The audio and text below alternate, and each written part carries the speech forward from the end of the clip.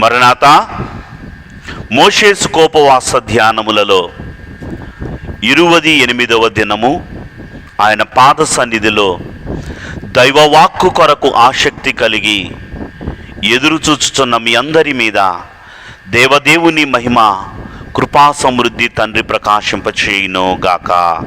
ఆమేన్. ప్రభునందు ప్రియమైన వారులారా, నిన్నటి దినము 27వ అధ్యాయములో వధస్థలము అయినటువంటి బలిపీఠమును గురించి, ప్రత్యక్షపు గుడారములోని ఆవరణమును గురించి, దీపవృక్షము వెలిగింపబడుటకు ప్రదీపముల కొరకైన అచ్చమైన దంచి తీసిన ఒలీవ నూనెను గురించి కొన్ని విషయములను ధ్యానము చేసిన వారమై ఉన్నాం. ఈ దినము 28వ అధ్యాయములో నుండి దైవ యాజకత్వములో ఉన్నటువంటి ప్రతిష్ఠిత దైవ అభిషేకము కలిగిన యాజక వస్త్రములను గురించి ధ్యానించవలసిన వారమై ఉన్నాం.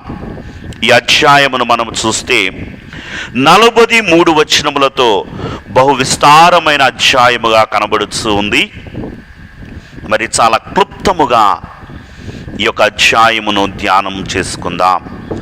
మొట్టమొదటిగా పరిశుద్ధ గ్రంథము నుండి ధర్మశాస్త్ర గ్రంథము నిర్గమాకాండము 28వ అధ్యాయము ప్రారంభ వచనములు. మరియు నాకు యాజకత్వము చేయుటకై నీ సహోదరుడైన అహరోనును అతని కుమారులను అనగా అహరోను కుమారులైన నాదాబును, అబీహును, ఎలియాజరును, ఈతామారును ఇశ్రాయేలీలలో నుండి నీ యొద్దకు పిలిపింపుము. చిన్న ప్రార్థన చేసుకుందాం. మహాపరిశుద్ధుడా, మహాగణుడా, కృపాసత్య స్వరూపి, నీకు వందనములు. ఈ 28వ దినము ప్రధాన యాజకుడవై ఉన్న నీ యొద్దకు మేము వచ్చుచూ ఉండగా, ప్రధాన బోధకుడవై ఉన్న నీవు నీ యాజకుడను అభిషిక్తుడనై ఉన్న నన్ను మరుగుపరచండి. ఆయన మీతో మాటలాడిన మేలు, ఆయనే జ్ఞాన రహస్యములను మీకు తెలియపరిచిన మేలు అని రాయించిన నీవు, నీ యొక్క యాజకత్వము, యాజకునిగా నీవు ఎన్నుకొనిన ఏర్పాటు జనాంగము, యాజకునికి నీవు అభిషేకముగా ఇచ్చిన యాజక వస్త్రము, దాని ప్రత్యేకతను ఈ దినము నీవే మా అందరి హృదయమునకు అర్థమగు రీతిలో అందించమని ప్రధాన బోధకుడు, నిరంతర యాజకుడయ్యున్న యేసు నామములో బ్రతిమాలు వేడుకుంటున్నాము తండ్రి. ఆమేన్. త్రిత్వదేవుని మహిమాశీర్వాదము నిరంతరము మీకు తోడయుండును గాక. ఆమేన్. యేసు చూపుము సేవా మార్గము, నీవు సేవా చేసినాటి సంఘ సేవా చేయురీతి మాకు నేర్పుము, ఆశదీర్చుము. మాకు నేర్పుము, ఆశదీర్చుము.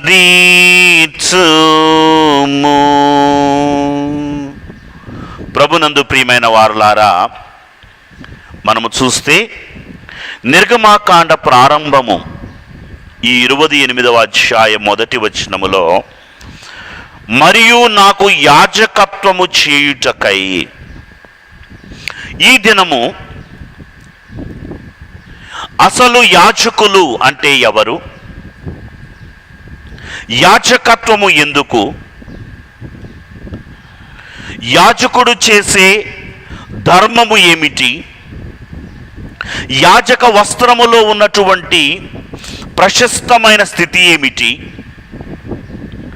ప్రధాన యాజకుడైన క్రీస్తు యొక్క యాజకత్వము ఏమిటి అనే 4 అంశములను బహుక్లుప్తముగా మీతో పంచుకోవాలని నేను కోరుకుంటూ ఉన్నాను. ప్రభునందు ప్రియమైన వారులారా, మనము చూస్తే పరిశుద్ధ గ్రంథములో యాజకుని గురించి రాయబడిన బహు ప్రత్యేకమైన మాటలు అనేకములు మనకు కనిపిస్తాయి. ఒకే ఒక మాటను చూచి ఈ దిన అధ్యాయములోనికి వెళదాం. పరిశుద్ధ గ్రంథము నుండి ప్రవక్త అయినటువంటి మలాకీ రాసిన మాటలను మనము గమనించిన వారమైతే, మలాకీ గ్రంథము 2వ అధ్యాయము 7వ వచనములో మలాకీ తెలియచేయుచున్న మాట, యాజకులు సైన్యములకు అధిపతి అయిన యెహోవాకు దూతలు గనుక జనులు వారి నోట ధర్మశాస్త్ర విధులను నేర్చుకొందురు, వారు జ్ఞానమును బట్టి బోధించవలెను. యాజకులు అంటే ఎవరంటే సైన్యములకు అధిపతి యగు యెహోవాకు దూతలు. వారు ధర్మశాస్త్రములను, విధులను, పరిశుద్ధ గ్రంథములోని దైవ వాక్కులను బోధించేవారు. దైవ జ్ఞానమును బట్టి, వేదాంత జ్ఞానమును బట్టి, దేవుడు వారి జ్ఞానమునకు సమయమును బట్టి అందించిన అంశములను సంఘమునకు బోధించేవారే యాజకులు. అందుకే ప్రకటన గ్రంథములో మనము చూస్తే 2వ అధ్యాయములో ప్రభు అంటాడు, ఇదిగో ఎఫెస్సులో ఉన్న సంఘపు దూతకు ఇలాగు రాయుము. యాజకుడు అంటే దేవుని దూత, సంఘమునకు దేవుడు పెట్టినటువంటి ఒక మధ్యవర్తి. దేవుని కొరకు సంఘమును సిద్ధపరిచే ఒక దేవుని యొక్క దూతగా మనం చూస్తున్నాం. ప్రభునందు ప్రియమైన వారులారా, మనం చూస్తే యాజకత్వమును దేవాది దేవుడే కోరుకొనిన వాడై ఉన్నట్లుగా పరిశుద్ధ గ్రంథములో మనకు కనబడుతూ ఉంది. నిర్గమాకాండము 25వ అధ్యాయము 8వ వచనములో ప్రభు అంటున్నారు, నేను మీ మధ్య నివసించున్నట్లు మీరు నాకు ఒక పరిశుద్ధ స్థలమును నిర్మించవలెను. దేవుడు తన జనాంగమైన ఇశ్రాయేలీల మధ్య ఇశ్రాయేలీలతో నివసించాలి అని కోరుకున్నాడు. దేవుడు ఇశ్రాయేలీలతో నివసించడానికి ఏర్పాటు చేసుకొనిన స్థలమే ప్రత్యక్షపు గుడారమైతే, ఈ ప్రత్యక్షపు గుడారములో దేవుని ప్రతినిధిగా సేవ చేయుటకు దేవుడు ఎన్నుకొనిన ప్రాముఖ్యమైన వ్యక్తి ఈ యొక్క దైవ యాజకుడిగా మనకు కనబడుతూ ఉన్నాడు. ప్రత్యక్షపు గుడారము ప్రాముఖ్యమైనదైతే, ఈ ప్రత్యక్షపు గుడారములో ఉన్న ప్రతి ఒక్క వస్తువు ప్రతిష్ఠింపబడి దేవునికి సూచన అయితే, ఆ ప్రత్యక్షపు గుడారములో ఉన్న ప్రతి ఒక్క వస్తువు కంటే ప్రధానమైన వాడు యాజకుడు. ప్రభునందు ప్రియమైన వారులారా, మనము చూచినట్లయితే ప్రభు ఈ యొక్క యాజకుని గురించి తెలియచేయుచున్న మాట నిర్గమాకాండము 28వ అధ్యాయము 1వ వచనములో, మరియు నాకు యాజకత్వము చేయుటకై. ప్రభువే యాజకత్వమును కోరుకొనిన వానిగా మనము చూస్తున్నాం. ప్రత్యక్షపు గుడారములో సేవ చేయడానికి దేవుడు యాజకునిని ఎన్నుకున్నాడు. దైవజనులు చెప్పిన మాట, ప్రతి రాజ్యములో రాజు ఎలా ఉంటాడో, న్యాయాధిపతి ఎలా ఉంటాడో, అలాగునే దేవుని రాజ్య స్థాపనకు, దేవుని యొక్క రాజ్యములో ఔన్నత్యమైన వ్యక్తి, మొదటి వ్యక్తి ఎవరయ్యా అంటే యాజకుడే. దేవదాసయ్య గారు చెప్పిన మరి ఒక మాటను నేను మీకు చెప్పి సంపూర్ణంగా వాక్యములోనికి వెళతాను. జకరియా గ్రంథము 3వ అధ్యాయమును గురించి వివరిస్తూ దేవదాసయ్య గారు చెప్పారంట, అబ్బాయ్ దేవుని యొక్క తీర్పు దినము కూడా ఇలానే ఉంటది. ఏంటి యాజకుడు అంటే, దేవుని యొక్క తీర్పులో అంట దేవుడు ధవళ సింహాసనమైన మహిమ సింహాసనమే కూర్చొని ఉంటాడు. సాతానుడు ఫిర్యాది అయి దేవుని యొక్క ప్రక్కన నిలవబడి ఉంటాడు.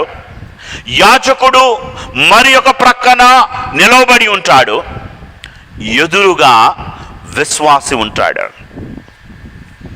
దేవుడు మొట్టమొదట యాజకుడిని అడుగుతాడంట, నేను నీకు తెలియచేసిన నా పరిశుద్ధ గ్రంథములో రాయబడిన విధి విధానములన్నింటినీ నీవు ఈ విశ్వాసికి బోధించావా?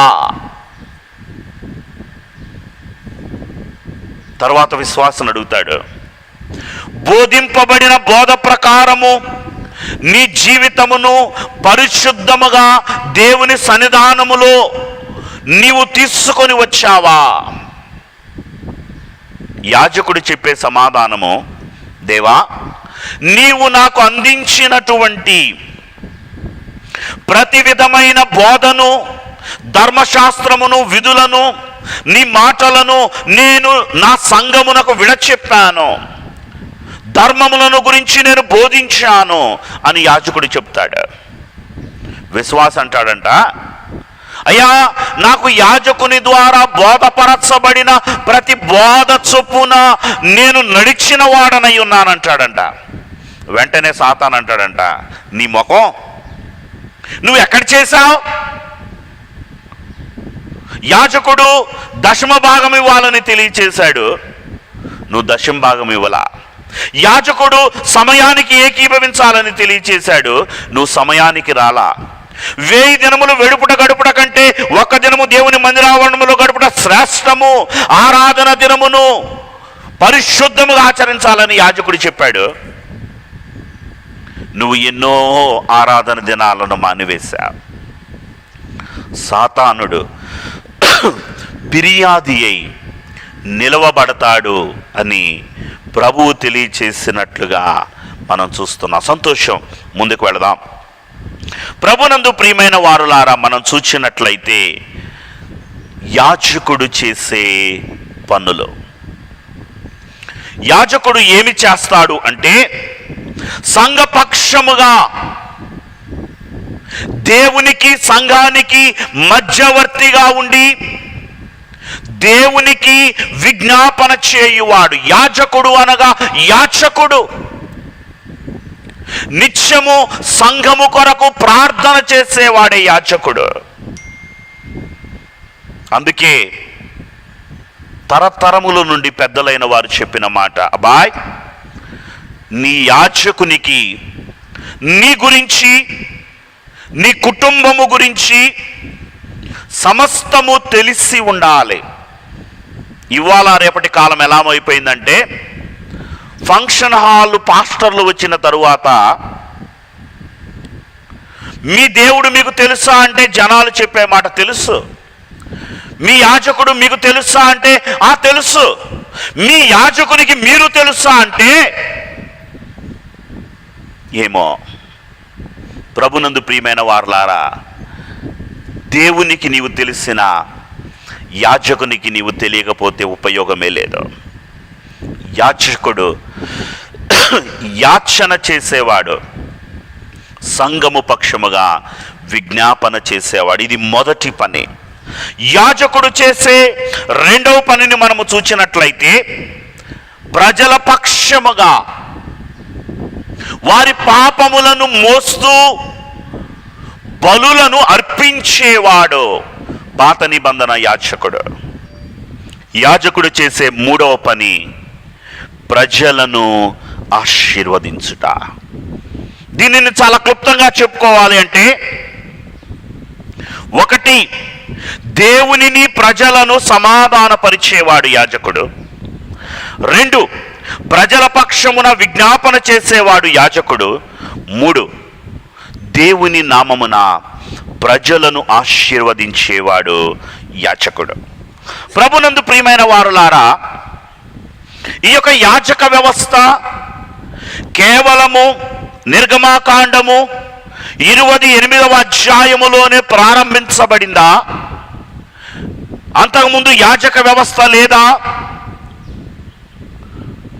మరి అబ్రహాముకు షాలేము రాజుగా దిగివచ్చి సర్వోన్నతుని యాజకునిగా శరీర రక్తములిచ్చిన ఆ యాజక వ్యవస్థ ఏమిటి అని మనం చూస్తే, బైబిల్లో మనకు పాత నిబంధనలో 4 రకాల యాజక వ్యవస్థలు కనబడుతున్నాయి. మొట్టమొదటిగా మనం చూస్తే జల ప్రళయమునకు ముందున్నటువంటి యాజక వ్యవస్థ. దీనిని వేదాంత పండితులైన వారు పెట్టిన పేరు వ్యక్తిగత యాజక వ్యవస్థ. ఆదాము, కయ్యూను, హేబేలు వీరు వ్యక్తిగత యాజకుని వలె దేవునిని ఆరాధించుచు వారే బలిపీఠములను కట్టి దేవునికి అర్పణలు అర్పించిన వారు. వ్యక్తిగత యాజక వ్యవస్థ. జలప్రళయము తరువాత మనము చూసినట్లయితే కుటుంబ యాజక వ్యవస్థను మనము చూస్తున్నాం. ఈ జలప్రళయం తరువాత కుటుంబ పక్షముగా కుటుంబ పెద్ద, కుటుంబ యజమాని యాజకత్వము జరిగిస్తున్నట్లు దేవునికి బలిని అర్పించేవాడు. మూడవదిగా మనం చూసినట్లయితే సమాజ యాజక వ్యవస్థ. నిర్గమాకాండము 19వ అధ్యాయములో మనము చూసినట్లయితే దేవాది దేవుడు మొట్టమొదటిగా తన అంతరంగములో ఉన్న ఉద్దేశమును బయలుపెట్టిన ఒక వచనము కనబడుతూ ఉంది. ప్రభు అంటున్నాడు, మీరు నాకు యాజక స్వరూపమైన రాజ్యముగాను పరిశుద్ధ జనముగాను ఉందురని చెప్పుము. ప్రభునందు ప్రియమైన వారలారా, నా మాటలు మీరు శ్రద్ధగా వింటే, నా ఆజ్ఞల ప్రకారము మీరు నడుచుకుంటే మీరందరూ కూడా యాజకులుగా ఉంటారు అని ప్రభువు తెలియచేసినట్లుగా మనం చూస్తున్నాం. 4వ యాజక వ్యవస్థ మనం చూస్తే సమాజ యాజక వ్యవస్థ. అనగా దేవుడు ఒక సమాజాన్ని, ఒక గోత్రాన్ని ఎన్నుకొని వారిని యాజకులుగా ప్రత్యేకించిన విధానము, లేదా లేవీయులను, ఆరోను వంశస్థులను దేవుడు యాజకునిగా ఎన్నుకొనిన విధానము మనకు కనబడుతూ ఉంది. ప్రభునందు ప్రియమైన వారులారా, యాజకుడు అంటే ఏమిటి? యాజకుడు ఎందుకు? యాజకుడు చేసే పనులు 3 పనులను మనం చూచాం. నిర్గమాకాండము 28వ అధ్యాయములోను, లేవియాకాండములోను విస్తృతముగా రాయబడినటువంటి యాజక వస్త్రములు, యాజకుని యొక్క దృశ్య రూపము, దీనిని చాలా క్లుప్తముగా ధ్యానించుకుందాం. మనము గమనించినట్లయితే అసలు ఈ యాజక వస్త్రములు ఎందుకు దేవుడు యాజక వస్త్రములను గురించి ఇంత విస్తారముగా రాయించాడు అంటే, నిర్గమాకాండము 28వ అధ్యాయము 2వ వచనములో రాయబడిన మాట, అతనికి అలంకారమును ఘనతను కలుగునట్లు నీ సహోదరుడైన అహరోనుకు ప్రతిష్ఠిత వస్త్రములను కుట్టవలెను. అహరోను నాకు యాజకుడగునట్లు నీవు అతనిని ప్రతిష్ఠించుదు. ప్రభునందు ప్రియమైన వారులారా, యాజక వస్త్రము ఎందుకు అంటే, యాజక వస్త్రము అనునది ఇది దైవ అలంకారము.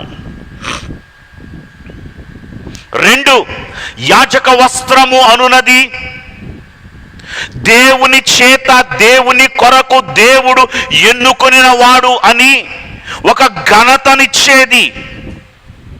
3, యాజక వస్త్రము ప్రతిష్ఠించబడినది. అంత మాత్రమే కాదు, అభిషేకమునకు సూచనే ఈ యాజక వస్త్రం.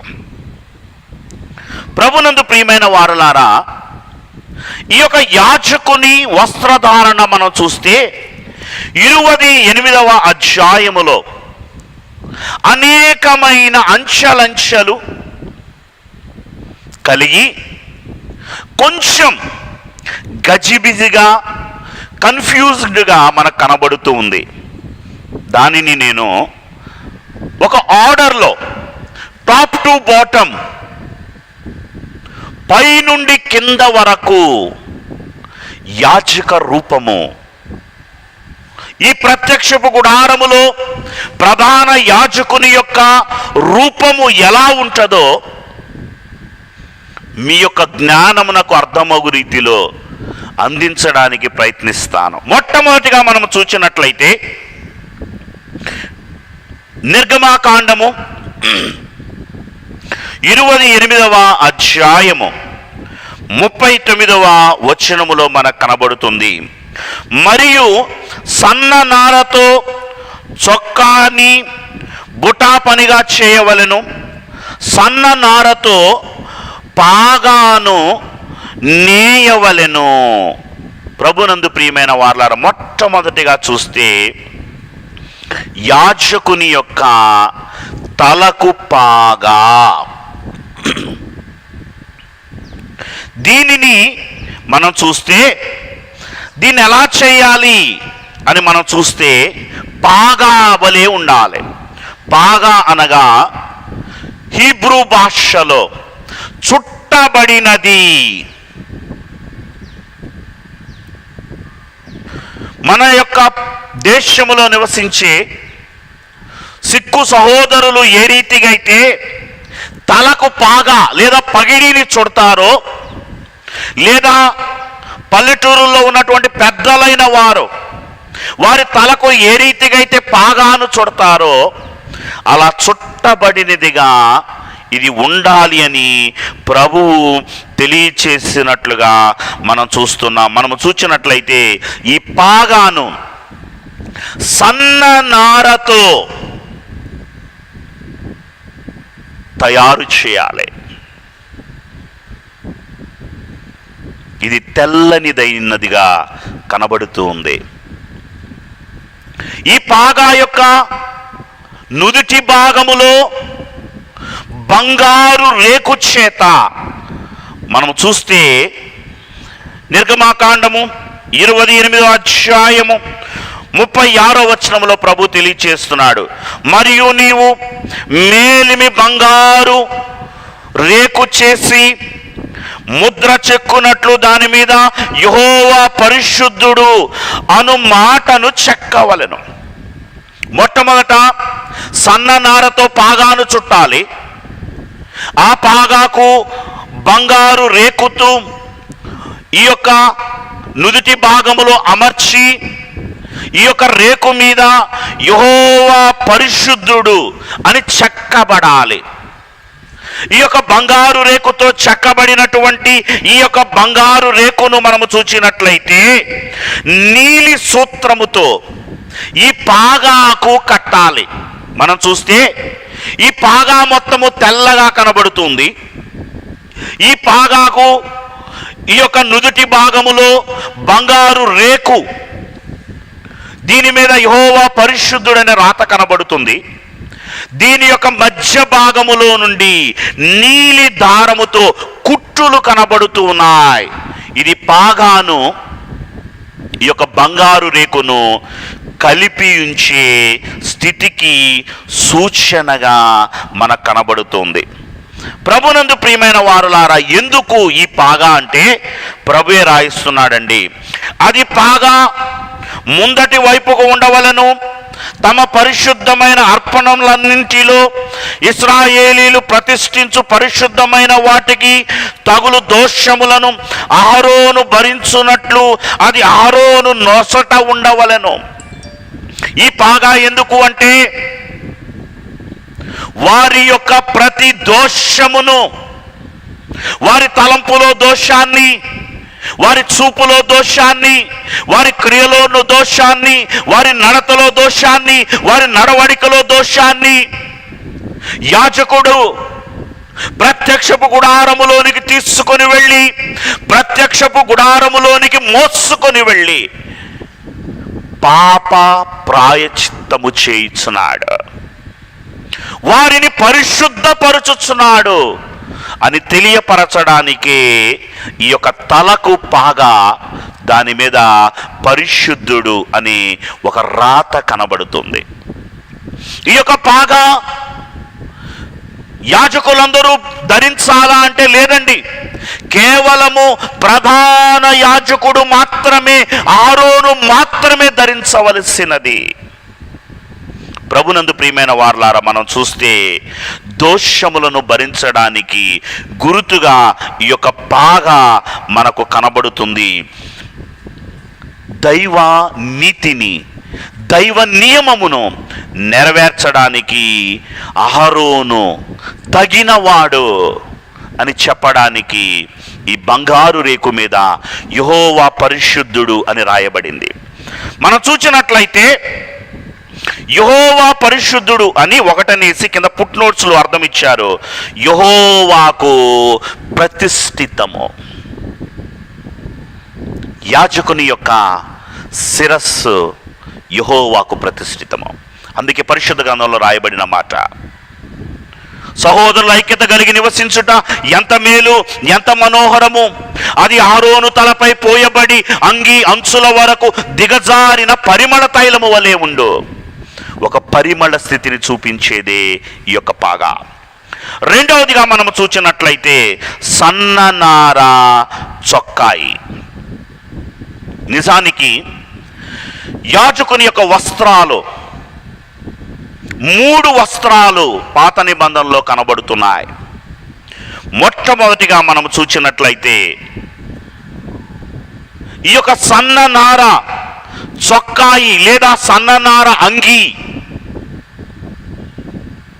ఇది ఇన్నర్ క్యాసిక్, అంటే అతడు లోపల వేసుకునేది.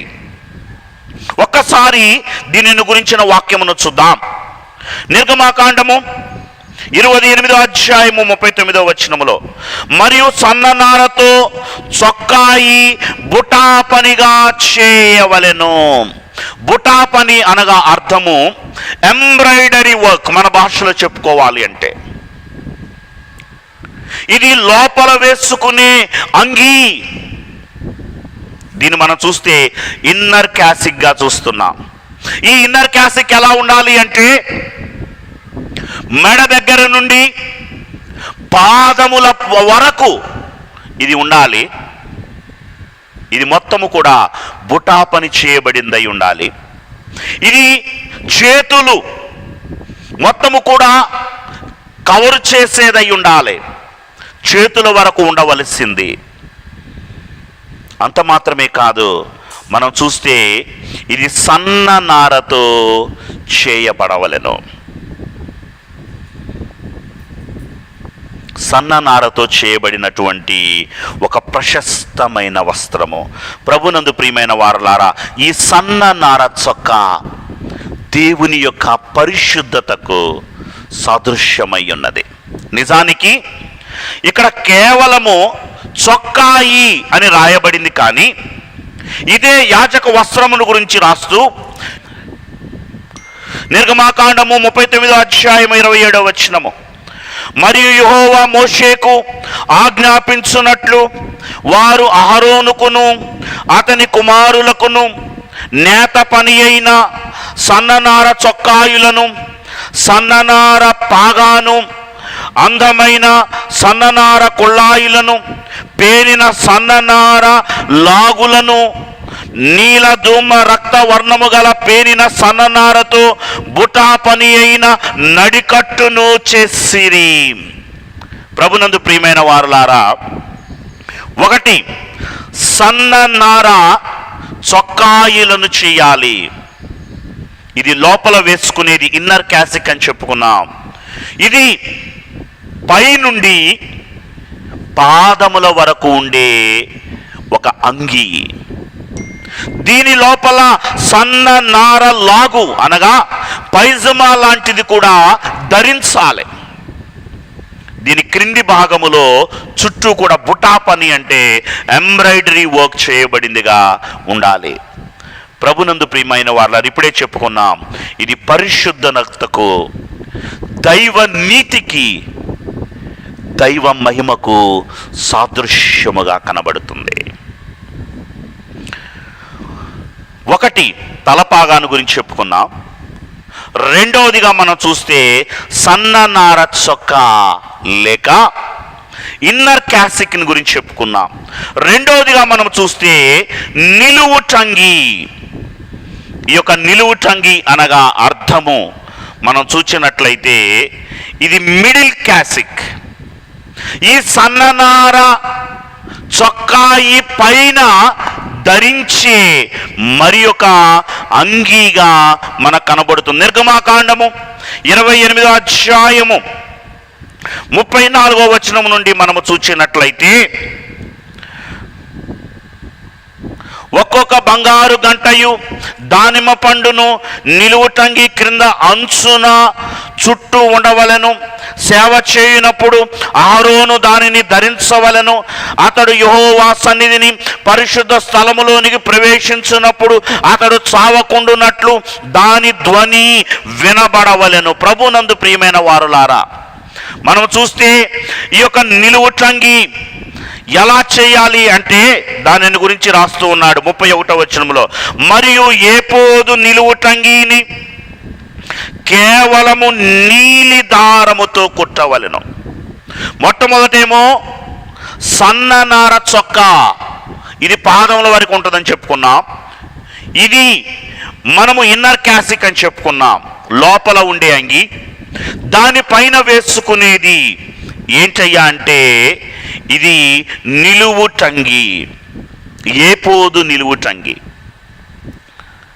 ఈ ఏపోదు నిలువు టంగి కేవలము నీలి దారముతోనే కుట్టాలి. ఈ యొక్క ఏపోదు నిలువు టంగి ఎలా ఉంటుందయ్యా అంటే బ్లూ కలర్లో ఉంటుంది.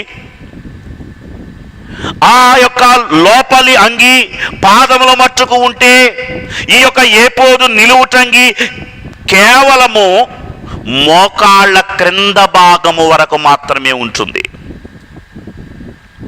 ఈ యొక్క ఏపోదు నిలువు టంగిని మనము చూచినట్లయితే దాని అంగి అంచు చివరలో ప్రభువు రాయిస్తున్నాడు దాన్ని ఎలా కొట్టాలి అంటే 34వ వచనంలో మనము చూస్తే, ఆ నిలువు టంగి క్రింద అంచు చుట్టూ ఉండవలెను. దానికి చుట్టూ ఉండాలి. ఆ యొక్క అంచులకు మనము చూచినట్లయితే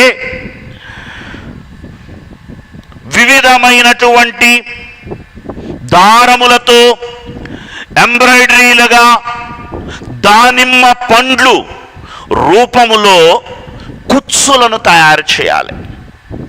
అంగిని చూస్తే దానిమ్మ పండ్లు వేలాడుతున్నాయా అన్నట్లుగా కుచ్చులు దానికి వేలాడాలి అని ప్రభువు తెలియచేస్తున్నట్లుగా మనం చూస్తున్నాం. 33వ వచనం, దాని అంచుల చుట్టూ నీల ధూమ్ర రక్తము వర్ణము గల దానిమ్మ పండ్లు, నీలము ధూమ్రము రక్తవర్ణము కలిగిన దారములతో దానిమ్మ పండుల వంటి కుచ్చులను ఈ యొక్క ఏపోదు నిలువు టంగి కుంచాలి. ఆ దానిమ్మ పండ్లు, అటొక దానిమ్మ పండు ఇటొక దానిమ్మ పండు కుచ్చు, మధ్యలో బంగారపు గంట. ఇది ఈ యొక్క ఏపోదు చుట్టూ రౌండ్గా దానిమ్మ పండు, దాని తరువాత బంగారపు గంటను వారు కొట్టాలి అని ప్రభువు తెలియచేస్తూ ఉన్నాడు. ప్రభునందు ప్రియమైన వారలారా, మనము చూచినట్లయితే ఈ యొక్క ఏపోదు యాజకుడు పరలోక మహిమకు సంబంధించిన వాడు, పరలోకములో నుండి మహిమను దించేవాడు అని చెప్పడానికి సాదృశ్యముగా కనబడుతూ ఉంది. ఈ బంగారపు గంటలు ఎప్పుడు ఈ యాజకుడి వస్త్రాన్ని వేసుకోవాలయ్యా అంటే పరిశుద్ధ స్థలములోనికి వెళ్ళేటప్పుడు మాత్రమే ఈ యొక్క ఏపోదు నిలువుటంగీని ఇతడు ధరించాలి. అంటే ఇతడు ఆవరణములో ఉన్నప్పుడేమో సన్ననార చొక్కాయితో ఉంటాడు, సన్ననార చొక్కాయితోనే బలిని అర్పిస్తాడు. కానీ పరిశుద్ధ స్థలములోనికి వెళ్ళేటప్పుడు ఖచ్చితంగా ఏపోదు నిలువుటంగీని వేసుకొని వెళ్ళాలి. ఎందుకు అంటే ఇతడు సేవా ధర్మమును జరిగించుచున్నప్పుడు ఇతనిలో దోషము ఏమీ లేకుండా సేవా ధర్మం జరిగించడానికి, అతడు ధర్మము జరిగిస్తున్న విధానము బయటకు తెలియడానికి ఈ బంగారు గంటలు మోగుతూ ఉంటాయి. ప్రభునందు ప్రియమైన వారలారా, రెండవదిగా మనం చూస్తే నిలువుటంగి మనకు కనబడుతూ ఉంది. తరువాత మనము చూస్తే ఒకటి పాగా చెప్పుకున్నాం, రెండవదిగా సన్ననార చొక్కాయి చెప్పుకున్నాం, మూడవదిగా నిలువుటంగిని చెప్పుకున్నాం, నాలుగవదిగా మనం చూస్తే ఏపోదు కనబడుతూ ఉంది. ఏంటి ఏపోదు అంటే, మొట్టమొదటిగా సన్ననార చొక్కాయి, దీనిని మనము ఇన్నర్ క్యాసిక్ అనుకున్నాం. రెండవదిగా నిలువుటంగి, దీనిని మనం మిడిల్ క్యాసిక్ అనుకున్నాం. మూడవది ఏపోదు అనగా అప్పర్ క్యాసిక్. మనం చూస్తే ఏపోదు నిలువుటంగి మీద ఉండేటువంటి ఒక ప్రత్యేకమైన అభిషిక్తమైన ఆకర్షణీయమైన వస్త్రభాగము ఇది. మనం చూసినట్లయితే ఈ యొక్క ఏపోదును ఎలా చేయాలి అంటే, నిర్గమాకాండము 28వ అధ్యాయము 5వ వచనం నుండి ప్రభు తెలియచేస్తున్నాడు. బంగారముతోను నీల ధూమ్ర రక్త వర్ణములు గల నూలును సన్ననారను తీసుకొని ఈ యొక్క ఏపోదు చేసే విధానమును గురించి ప్రభు మాట్లాడుతున్నాడు. బంగారాన్ని తీగలలాగా తయారు చేయాలి, దారముల వలె దానిని మలిచి ఈ ఏపోదును ఎలా తయారు చేయాలి, ఎలా కుట్టాలి అంటే, ఒకటి దీనిలో వాడబడినటువంటి తయారీలో వాడబడిన విధానము బంగారము, రెండవది పేనిన సన్న నార, మూడవది నీలి రంగు కలిగినటువంటి దారములు, ధూమ్ర రక్తవర్ణ దారాలను ఉపయోగించి ఈ యొక్క ఏపోదును తయారు చేయాలి. ఈ యొక్క ఏపోదు ప్రధాన యాజకుని యొక్క పై వస్త్రము అని చెప్పుకున్నాం. ఈ ఏపోదు మనం చూస్తే 2 భాగములు కలిగి ఉంటది. ఒక సైనికుడు ఏ రీతిగా అయితే 2 కవచాలు, ఉదరమునకు ముందు ఒక కవచము, వీపునకు వెనక ఒక కవచము, ఆ కవచమును పైన భుజముల మీద దానిని పట్టి ఉంచడానికి ఏ రీతిగా అయితే కొక్కీలు కలిగి ఉంటుందో ఆ రీతిగా ఈ యొక్క ఏపోదు నిర్మాణమును ప్రభు తెలియచేస్తున్నాడు. మనం చూస్తే ఈ యొక్క ఏపోదంట 2 భాగములుగా ఉండి 2 బంగారపు కొక్కీలతో భుజముల దగ్గర కలిసేదిగా ఉండాలి. వాక్యం చదువుతుంటే విస్తారముగా వెళుతుంది కాబట్టి నేను త్వరగా చెప్పడానికి ప్రయత్నిస్తున్నాను. ప్రభునందు ప్రియమైన వారులారా, ఈ యొక్క ఏపోదు మనము చూచినట్లయితే ఇది ప్రశస్తమైనటువంటి మహిమ వస్త్రముగా కనబడుతుంది. ఈ యొక్క ఏపోదు పైన మనం చూస్తే భుజములు, ఎక్కడైతే ఏపోదు ముందు భాగము వెనుక భాగము 2 భాగాలు కొక్కీలతో కలిసి, బంగారపు కొక్కీలతో కలిసి ఉంటాయో దానిపైన 2 రత్నాలు ఉండాలి. ఇవి ఏమిటి అంటే 2 లేత పచ్చలు. ఒక మాట బైబిల్లో నుంచే చూద్దాం. నిర్గమాకాండము 28వ అధ్యాయము 9వ వచనము నుండి 13వ వచనం వరకు మనము గమనించినట్లయితే, మరియు నీవు 2 లేత పచ్చలను తీసుకొని వాటి మీద ఇశ్రాయేలీల పేరులను అనగా వారి జనన క్రమము చొప్పున ఒక రత్నము మీద వారి పేర్లలో 6ను, 2వ రత్నము మీద తక్కిన 6 పేర్లను చెక్కించవలెను. ప్రభునందు ప్రియమైన వారలారా, బంగార జవనలో 2 పచ్చలు, 2 రత్నాలు. ఈ రత్నాల మీద, కుడివైపున ఉన్న రత్నము మీద 6 ఇశ్రాయేలీల యొక్క పేరులు, ఎడమ వైపు ఉన్న రత్నము మీద మిగిలిన 6 ఇశ్రాయేలీల యొక్క గోత్రముల పేరులు రాయాలి. మనం చూచినట్లయితే ఇవి భుజముల మీద ఉన్న రత్నములు. దీని అర్థము, యాజకుడు ఇశ్రాయేలీల 12 గోత్రముల వారిని భరిస్తూ ఉన్నాడు. మన ప్రధాన యాజకుడైన క్రీస్తు కూడా సర్వలోకమును భరిస్తూ ఉన్నాడు. ఆయన భుజముల మీద రాజ్యభారం ఉండెను. నీ భారము భరిస్తున్నాడు అని చెప్పడానికి ఈ యొక్క రత్నాల మీద పేర్లు అవి భుజముల మీద కనబడుతున్నాయి. తరువాత మనము చూచినట్లయితే ఈ యొక్క రత్నములు, ఈ భుజ భాగములో నుండి 2 బంగారపు గొలుసులు ఆయన యొక్క హృదయము మీదకి ఇలా దిగి రావాలి.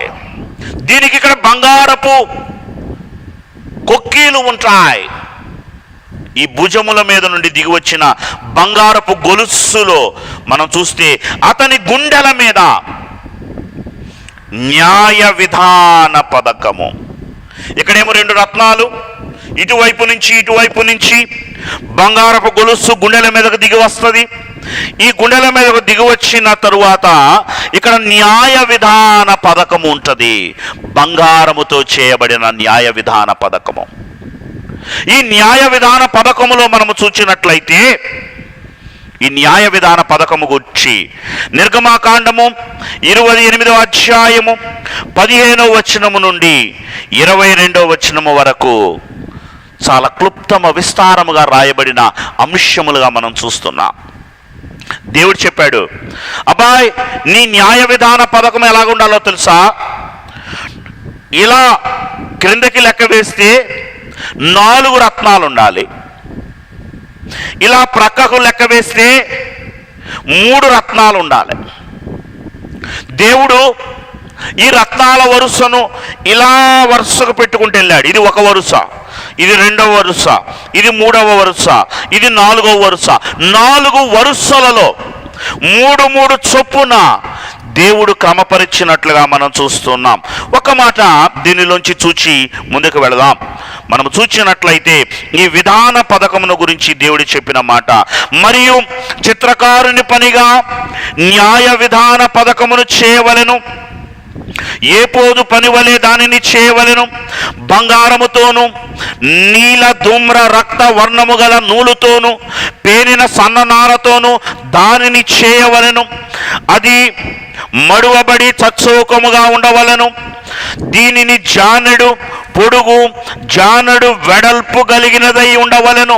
ఈ విధాన పథకము యొక్క కొలతలు జాన పొడవు జాన వెడల్పు కలిగినదై ఉండవలెను.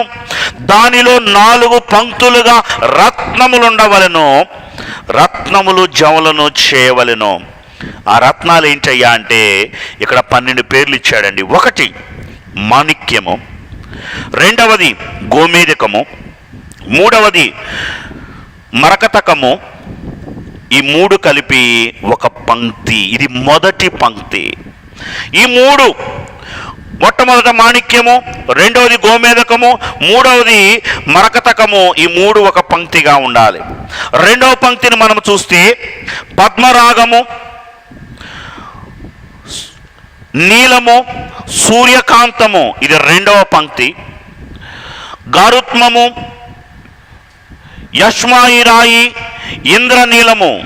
ఇది 3వ పంక్తి.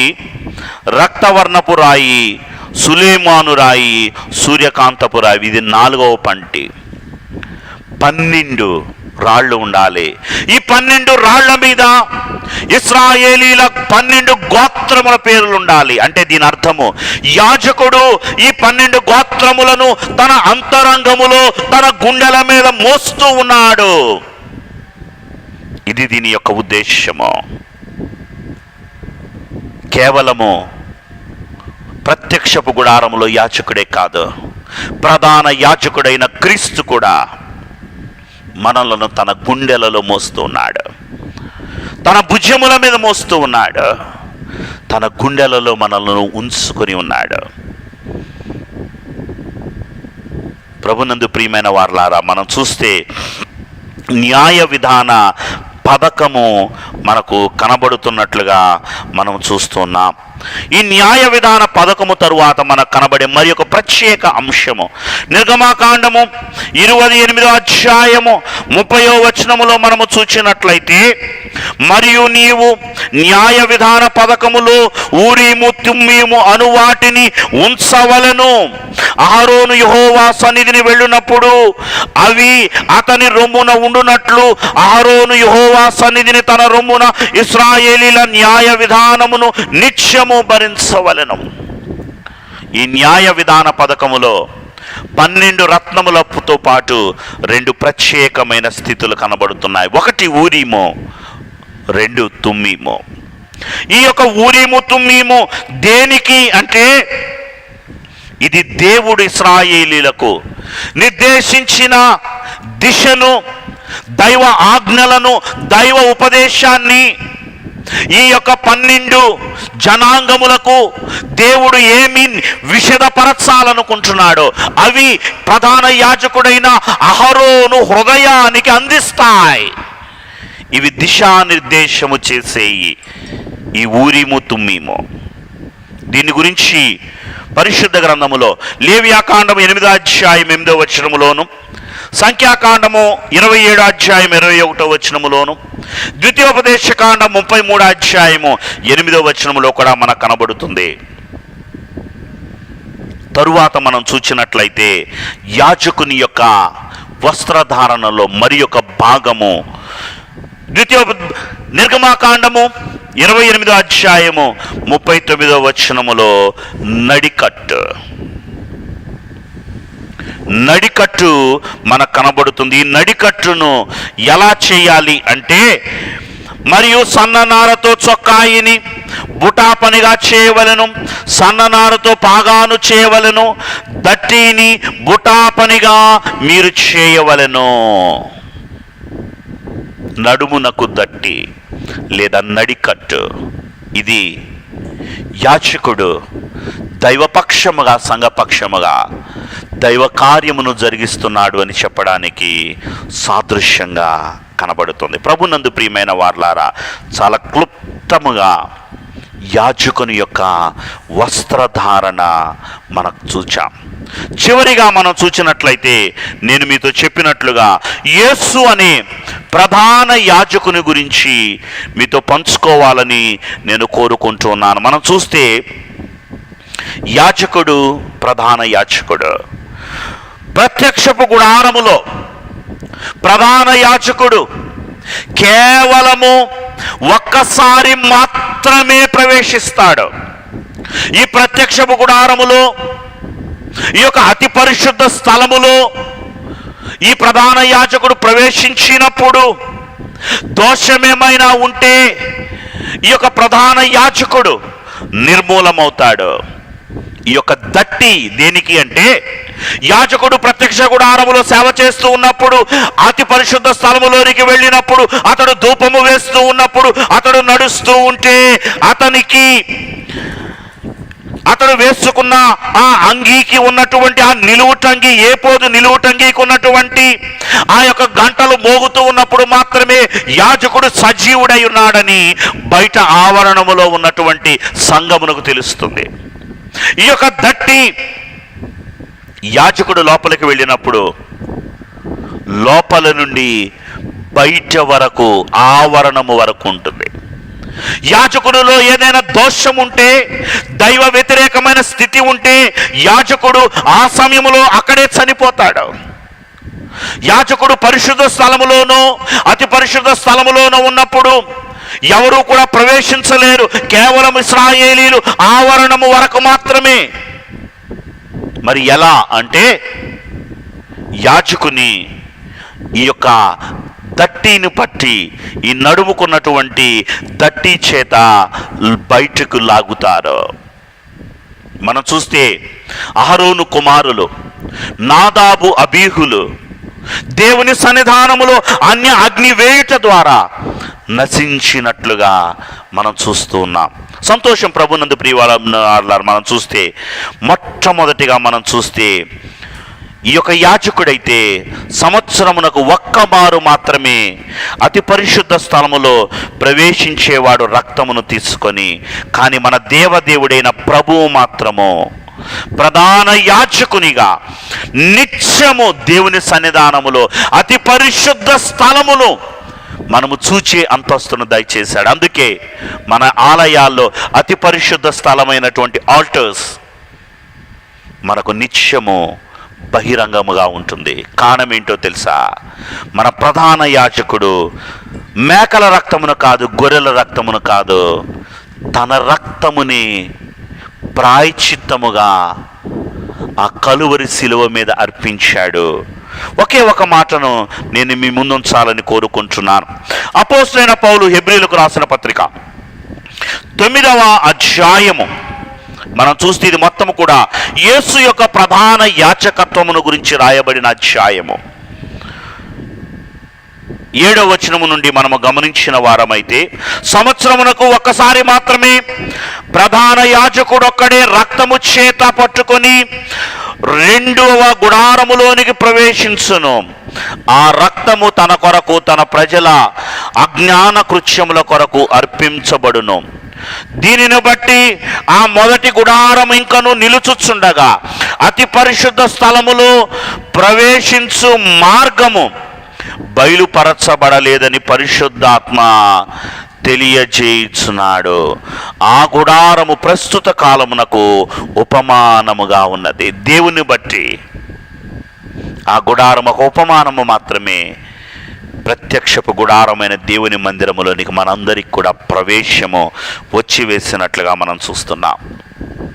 ఆ యాజకుడు మనము చూచినట్లయితే కేవలము యాజక ధర్మము, అతని తరువాత మరి ఒకరు, అతని తరువాత మరి ఒకరు. కానీ దేవాది దేవుడైన క్రీస్తు మాత్రం ఎలా కనబడుతున్నాడంటే మెల్కీసెదకు క్రమము చొప్పున నిత్య యాజకుడుగా, నిత్య ప్రధాన యాజకుడుగా కనబడుతున్నాడు. హెబ్రీయులకు రాసిన పత్రిక 7వ అధ్యాయము 17వ వచనములో మనము చూసినట్లయితే, నీవు నిరంతరము మెల్కీసెదకు క్రమము చొప్పున యాజకుడవై ఉన్నావు అని ఆయన విషయమే సాక్ష్యము చెప్పబడెను. యేసుక్రీస్తు విషయము చెప్పబడిన సాక్ష్యము మెల్కీసెదకు క్రమము చొప్పున నిత్య యాజకత్వముగా మనం చూస్తున్నాం. ఎవరు ఈ మెల్కీసెదకు అంటే వాక్యముల నుండి చూపించే సమయం లేదు కాబట్టి, ఒకటి మెల్కీసెదకు మనము చూచినట్లయితే అబ్రహామును కలుసుకొనినవాడు, అబ్రహామును ఆశీర్వదించిన వాడు, అబ్రహాము దగ్గర దశమ భాగమును అందుకొనినవాడు. ఇతడు షాలేమునకు రాజు మాత్రమే కాదు, ఇతడు మహోన్నతునికి యాజకుడిగా కనబడుతున్నాడు. ఎటువంటి యాజకుడు అంటే నిరంతర యాజకుడు. షాలేము రాజు, ఇతడు నీతికి సమాధానమునకు రాజు. అంత మాత్రమే కాదు, ప్రభునందు ప్రియమైన వారలారా, ఈ మెల్కీసెదకు తండ్రి లేనివాడు, ఆదియు అంతము లేనివాడుగా మనము హెబ్రీ పత్రికలో మనము చూస్తున్నాం. మనం చూచినట్లయితే ఈ మెల్కీసెదకే దేవాది దేవుడైన తండ్రి. ఈ మెల్కీసెదకు క్రమము చొప్పున దిగి వచ్చిన వాడే దేవదేవుడు, ప్రధాన యాజకుడై ఉన్న క్రీస్తు. ఈయన నిరంతర యాజకుడిగా కనబడుతున్నాడు. అంత మాత్రమే కాదు, మనం చూస్తే యేసు ప్రమాణపూర్వకమైన యాజకుడు.